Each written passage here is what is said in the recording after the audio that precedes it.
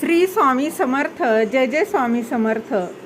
ऋषीपंचमीची पूजा कशी करावी, त्याचबरोबर ऋषीपंचमीची पूजा कोणी करावी, ऋषीपंचमीची पूजा त्याच्यासाठी साहित्य आणि पूजा मांडणी कशी करावी त्याचीच माहिती या व्हिडिओत मी तुमच्यासोबत शेअर करणार आहे. त्याआधी तुम्ही माझ्या चॅनलवर नवीन असाल तर सबस्क्राईब नक्की करा आणि व्हिडिओ माहितीपूर्ण वाटला तर लाईक शेअर नक्की करा. तर सर्वात आधी ऋषीपंचमी बघा, ऋषीपंचमीचा उपवास कोणी करायचा असतो, त्याची पूजा मांडणी काय करायची असते आणि ऋषीपंचमीचा उपवास थोडा कठीण असल्यामुळं त्याला काय काय पथ्य पाळावं लागतात, नियम काय पाळावे लागतात त्याचीच माहिती या व्हिडिओत आपण जाणून घेणार आहोत.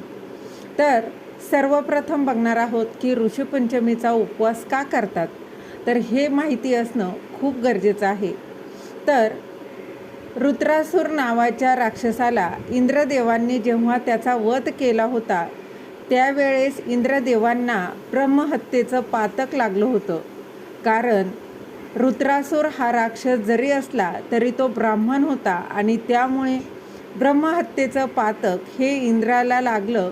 मग आपले ब्रह्महत्येचं पातक दूर करण्यासाठी ब्रह्मदेवाकडे गेले आणि ब्रह्मदेवानं इंद्राला या ब्रह्महत्येच्या पातकापासून दूर करण्यासाठी त्यांना लागलेली जी ब्रह्महत्या होती ती 4 भागांमध्ये विभागली आणि त्यातला एक भाग हा स्त्रीच्या रजामध्ये त्यांनी विभाजित केला. म्हणजेच मासिक धर्माच्या वेळेस स्त्रीच्या रजामधून जी रजोनिवृत्ती होत असते ते एक ब्रह्महत्येचा भाग असतो आणि त्यामुळे ब्रह्महत्येचा तो भाग असल्यामुळे ते 4 ते 5 दिवस मासिक धर्माचे स्त्रियांनी घरामध्ये वावरायचं नसतं, अन्नाला स्पर्श करायचा नसतो, जे जे धर्माविषयी कार्य असतात ते करायचे नसतात, पूजाविधी करायची नसते. पण आत्ताच्या काळामध्ये काय होतं की एवढं सगळं नियम वगैरे आपण पाळू शकत नाही. सध्याचा हा फार बघा काळ हा धकाधकीचा आहे, धावपळीचा काळ आहे आणि पूर्वीच्या काळामध्ये एकत्रित कुटुंब पद्धती होती. त्यामुळे जर एखाद्या स्त्रीला रजोधर्म आला किंवा मासिक धर्म आला तर तिच्या जागी घरामध्ये स्वयंपाक करण्यासाठी किंवा इतर कामं करण्यासाठी स्त्रिया असायच्या. पण आताच्या काळामध्ये लहानसं कुटुंब आहे त्यामुळे या परिस्थितीमध्ये मासिक पाळीमध्ये असताना देखील तिला घरामधलं जे काम आहे, दैनंदिन जी कामं आहेत ती करावीच लागतात. तर बघा, ऋषीपंचमीचा उपवास का धरला जातो, तर तिच्याकडून रजस्वाला अवस्थेमध्ये काही देवधर्माच्या बाबतीत जर काही चुका झाल्या असेल, स्पर्शादी वगैरे गोष्टी झाल्या असतील तर या सगळ्यांमुळे जे दोष लागत असतात त्या दोषाचं निवारणार्थ ऋषीपंचमीचं हे व्रत केलं जातं. ऋषीपंचमीचं व्रत हे करताना आपापल्या बघा आपल्याला जो व्रत करणारा असतो, जो व्रतस्थ असतो त्यांनी अगदी ऋषीसारखं आचरण करावं लागतं. ऋषीपंचमीचं व्रत विशेषतः स्त्रिया पाळतात, परंतु पुरुष ते व्रत पाळू शकतात, म्हणजेच ते करू शकतात.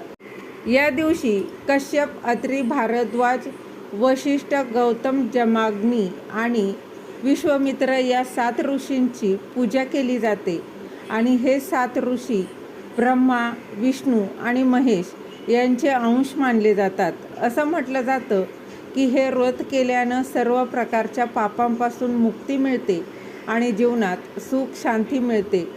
ऋषीसारखा महान पुत्र आपल्याला व्हावा व रजस्वाला म्हणजेच मासिक पाळी अवस्थेत होणाऱ्या चुकांमुळे झालेले दोष नाहीसे व्हावेत म्हणून महिला हे व्रत करतात. सप्तर्षी व श्री गणेश यांचं पूजन ऋषीपंचमीच्या दिवशी करण्याची पद्धत आहे आणि या दिवशी स्त्री पुरुषांनी उपवास करावा. तसेच बैलाच्या कष्टातून निर्माण केलेलं धान्य खाऊ नये.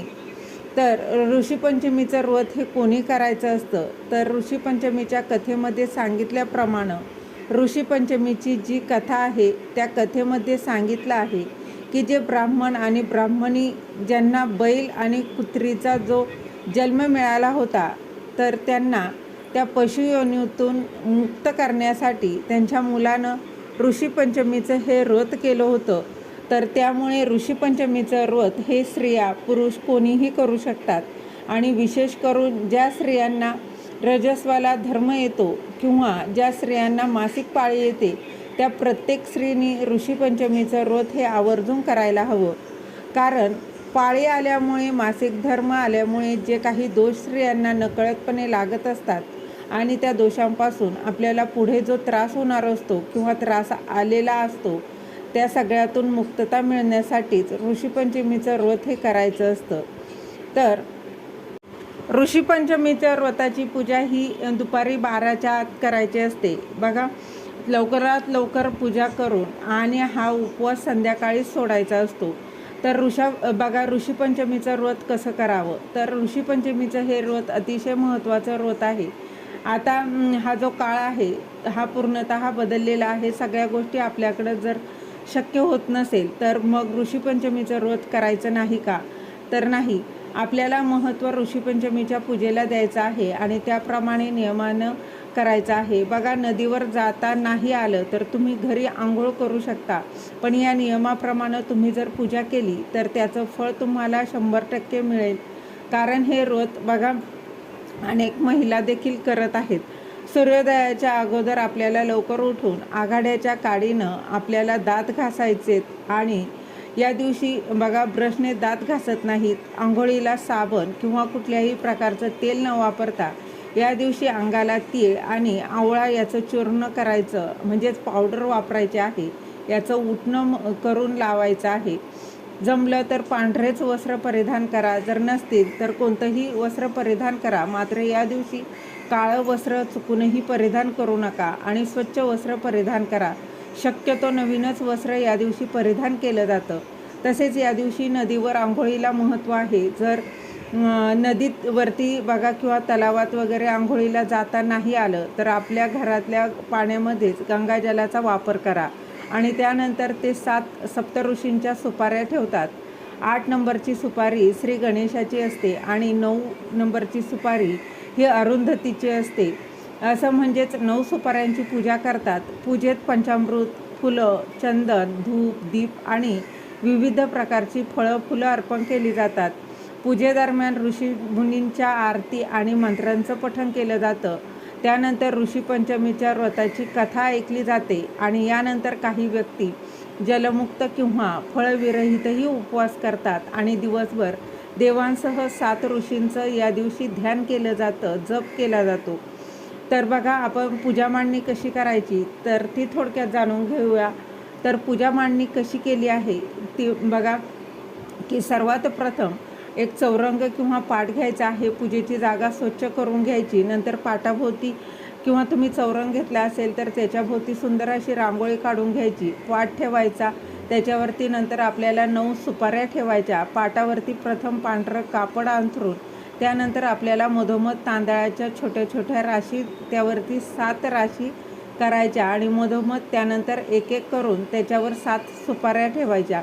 नंतर एकदम समोर मधोमध एक सुपारी बघा, समोर गव्हाची एक छोटी रास करायची आणि त्यावर एक सुपारी ठेवायची बघा, आणि बरोबर पाठीमागे एक गव्हाची रास करायची आणि एक सुपारी ठेवायची आहे.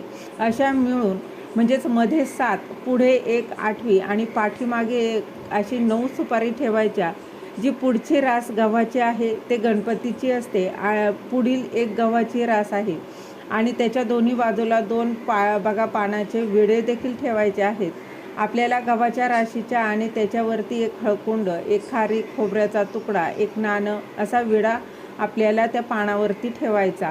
पुढे प्रसाद म्हणून बघा खोबरं आणि गूळ देखील गणपती बाप्पांना ठेवायचा आहे. सर्वप्रथम आपण जी गणपतीची सुपारी आहे तिला पाण्याने स्नान घालायचं, ते पुसून ठेवा. नंतर इतर सुपाऱ्यांना देखील स्नान घाला आणि नंतर त्यापासून बघा पुसून व्यवस्थित ठेवून द्या. त्यांना हळदी कुंकू अक्षदा वाहा आणि सगळ्यांना फुलं वाहायची आहे. पांढरी फुलं असतील तर अतिशय उत्तम. प्रत्येक सुपारीला बेलपत्र आघाडा व्हायचा आहे. गणपतीला लाल फूल वाहा आणि नंतर कहाणी आवर्जून वाचायची आहे. तर आपण जर का ऋषीपंचमीचं व्रत केलं असेल तर आपल्याला ज्या ठिकाणी बैलाच्या पायाचं जे धान्य उगवलं असतं तर ते धान्य आपल्याला ग्रहण करायचं नसतं. म्हणजेच बैलाच्या कष्टाने जे धान्य तयार होतं किंवा पिकतं ते धान्य आपण या दिवशी खायचं नसतं. मग यामध्ये तुम्ही गाईचं दूध किंवा इतर बघा ऋतूनुसार जी फळं आहेत तर ती घेऊ शकता. म्हणजेच कुठल्याही बघा प्राण्यांना त्रास देऊन ते अन्न उगवलं नसेल अशा ठिकाणचं आपल्याला अन्न जे आहे तर ते ग्रहण करायचं असतं. त्याचप्रमाणे परसबागेमध्ये उगवलेली जी वेली असतील म्हणजे दोडका असतो, काकडी असते, तर या गोष्टींवर आपण उपवास सोडू शकतो. काही ठिकाणी या दिवशी ठराविक पालेभाज्या जसं की म्हणजे भोपळा, भेंडी, गवार अशा जमिनीत उगवणाऱ्या भाज्यांचा म्हणजेच वेल वापर करून खास ऋषीपंचमीच्या दिवशी भाजी बनवली जाते आणि एकत्रित भाजी बनते. या भाजीला ऋषीची भाजी असंही म्हणतात. तसेच लाल भोपळा असे पडवळ फळभाज्या असतात तर त्या देखील वापरल्या जातात. जसं की अळू आहे, लाल माठ आहे, आंबाडी आहे. पालेभाज्या यांच्या देखील मिक्स भाजी बनवली जाते. तर बघा तुमच्याकडे ज्या पद्धतीने केली जाते त्या पद्धतीने भाजी करायची आहे. आता बघा आमच्याकडे कुठल्याही भाज्या खाल्ल्या जात नाही, तर आमच्याकडे फक्त दूध घेतलं जातं. ते दूधसुद्धा बघा आघाड्याच्या काड्यांवरती गरम केलं जातं आणि या दिवशी मीठ अजिबात खाल्लं जात नाही. तर त्याच्या पद्धतीनुसार हे रोज तुम्ही करू शकता. ज्या पदार्थावर आपण उपवास सोडणार आहोत त्याचा आपल्याला नैवेद्य इथे अर्पण करायचा आणि त्यानंतर आपल्याला उपवास हा सोडायचा असतो. म्हणजे आपल्याला त्या दिवशी तेच पदार्थ खायचे आहे. एकदा उपवास सोडल्यानंतर आपल्याला डबल पुन्हा काहीही अन्न ग्रहण करायचं नसतं. पुन्हा संध्याकाळी उपवास सोडला बघा तुम्ही संध्याकाळी उपवास सोडला तरी चालतो. काही ठिकाणी ऋषीचा उपवास हा दुसऱ्या दिवशी सकाळी सोडतात, तर काही ठिकाणी पूजा मांडून झाल्यावर पण सोडतात. आता तुमच्या इथे जी पद्धत आहे त्या पद्धतीने तुम्ही उपवास सोडा. संध्याकाळी सोडला तरी काही अडचण नाही. तर अशी ही साधी सोपी आणि मासिक धर्मामुळे लागणारे जे काही दोष असतात ते सर्व प्रकारचे दोष या ऋषीपंचमीच्या पूजेनं दूर होतात आणि त्यामुळे ऋषीपंचमीचं व्रत हे प्रत्येक स्त्रियांनी करायचं असतं. हे व्रत किती दिवस करायचं असतं आपल्याला बघा तर काही ठिकाणी 3 वर्ष करतात. पण बघा आपल्याला हे मासिक धर्म जोपर्यंत येतो तोपर्यंत हे ऋषीपंचमीचं व्रत केलं जातं. मासिक पाळी बंद झाल्यावरती हे व्रत करू नये असं म्हटलं जातं आणि त्याचं उद्यापन करतात. मात्र मासिक धर्म संपायच्या आधी आपल्याला याचं उद्यापन करता येत नाही आणि हे व्रत मासिक पाळी तुम्हाला असेल तरीसुद्धा करता येतं. असं एक हे व्रत आहे. कारण बऱ्याच वयस्कर महिला हे व्रत आवर्जून करतात आणि तिची रजोनिवृत्ती होईल म्हणजेच तिचा मासिक धर्म बंद होईल. त्यावेळेस मासिक धर्म बंद झाल्यानंतरच आपल्याला या व्रताचं उद्यापन एखाद्या गुरुजींना बोलावून त्यांच्यामार्फत आपल्याला करायचं असतं. तर असे साध्या पद्धतीनं पूजा करायची. ज्या सुपाऱ्या आहेत त्या इतर पूजेसाठी वापरू शकता. जे तांदूळ गहू आहे ते तुम्ही पक्ष्यांना खायला घालू शकता. पूजेचं उद्यापन हे दुसऱ्या दिवशी सकाळीच करायचं आहे. त्यानंतर बघा या दिवशी ऋषीपंचमीची कहाणी श्रवण करायची आहे किंवा पठण आवर्जून करायचे आहे. तरच त्या सेवेचं फळ जे आहे तर ते 100% तुम्हाला मिळणार आहे. श्री स्वामी समर्थ. धन्यवाद.